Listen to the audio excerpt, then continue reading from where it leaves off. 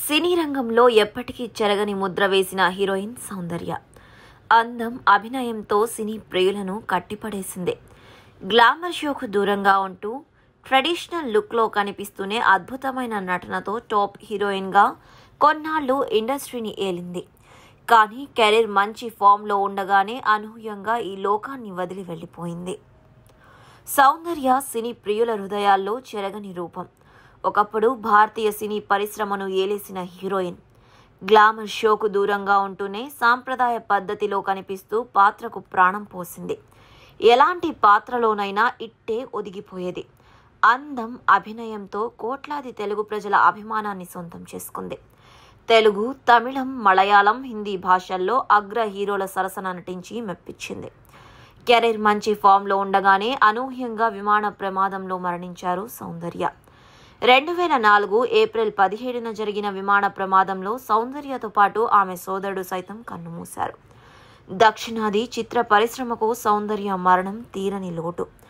ఆమె ఆకస్మిక మరణంతో ఇండస్ట్రీ ఒక్కసారిగా షాక్ అయింది.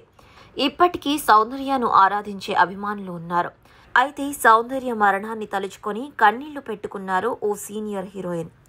ఆ దేవుడు సౌందర్యకు బదులుగా తన్ను తీసుకెళ్లినా బాగుండు అంటూ ఎమోషనల్ అయ్యారు. ఆమె మరెవరో కాదు, సీనియర్ హీరోయిన్ ఆమని. ఇండస్ట్రీలో సౌందర్య, ఆమని బెస్ట్ ఫ్రెండ్స్ అన్న సంగతి తెలిసిందే. చాలా సినిమాల్లో వీరిద్దరూ కలిసి నటించారు.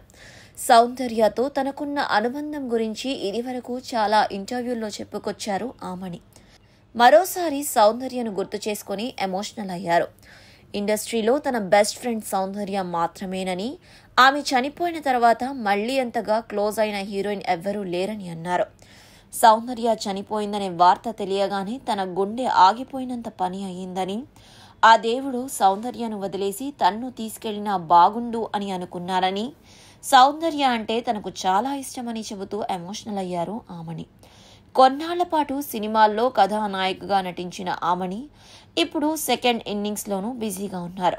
ప్రస్తుతం స్టార్ హీరోయిన్లకు తల్లిగా నటిస్తున్నారు. అలాగే బుల్లితెరపై పలు సీరియల్స్ చేస్తున్నారు.